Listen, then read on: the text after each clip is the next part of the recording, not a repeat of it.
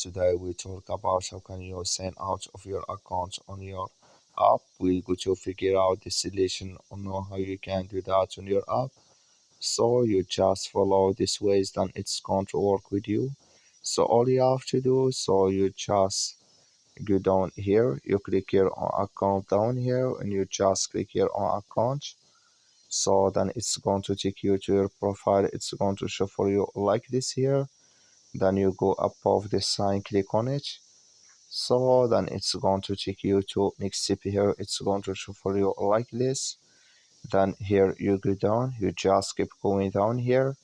So then here it's going to show for you sign out. You just click on it. So then here automatically here it's going to take you out of your account on your app. So that's all you have to do. That's all. I wish you I get it. Thank you for your watching. Don't forget to support us by liking, subscribe.